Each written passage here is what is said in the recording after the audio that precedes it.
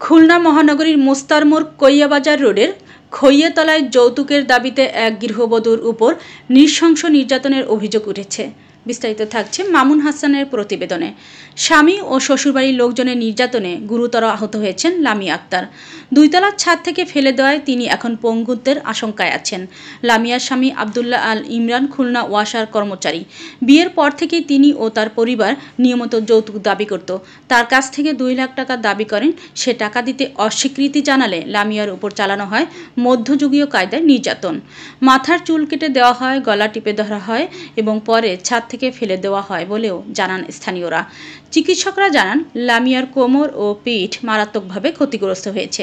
তিনি এখন হাঁটতে বা সন্তানের যত্ন নিতে পারছেন না। কান্নাজড়িত কণ্ঠে লামিয়া বলেন, আমি শুধু স্ত্রী হিসেবে সম্মান চেয়েছিলাম, কিন্তু তারা আমাকে মানুষ হিসেবে দেখেনি। এখন আমি আমার 11 মাসের মেয়েকে নিয়ে পথে পথে ঘুরছি। প্রতিবেশীরা জানান, ঘটনার রাতে তার চিৎকার শুনে ছুটে এলে ইমরান ও তার পরিবার দরজা বন্ধ করে রাখে। পরে স্থানীয়রা লামিয়াকে উদ্ধার করে হাসপাতালে পাঠায়। ঘটনার পর থেকেই ইমরান ও তার পরিবারের সদস্যরা পলাতক। স্থানীয়দের দাবি, অভিযুক্তদের দ্রুত গ্রেফতার করে লামিয়ার জন্য ন্যায় বিচার নিশ্চিত করতে হবে এবং মানবিক কারণে তার চিকিৎসার দায়িত্ব সরকারকে নিতে হবে।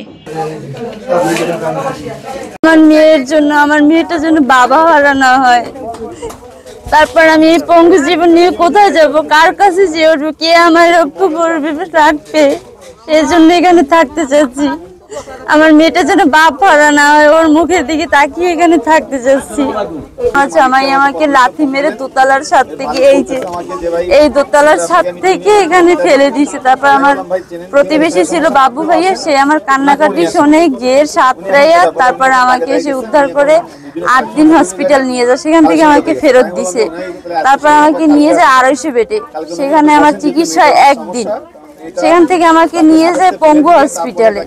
পঙ্গুতে আমি 2 দিন পর আমার যখন হুঁশ আসে, তখন আমার স্বামী আমাকে পা ধরে মাপছে, বলতেছে এগুলো কাউকে কিছু বলো না, আমি টাকা লাগবে না, আমি তোমাকে নিয়ে সংসার করব। আমার মেয়ের বয়স হচ্ছে 11 মাস। এই 11 মাসের সন্তান নিয়ে আমি এখন কোথায় যাব? আমাকে যদি না রাখে কে দেখবে? আমি যে মানুষের বাসায় কাজ করে খাবো তাও পারবো না, মেয়েকে কোলে নিয়ে যে ভিক্ষা করবো তাও পারবো না। আমার মেয়েকে নিয়ে আমাকে বাঁচার সুযোগ করে দিন আপনারা।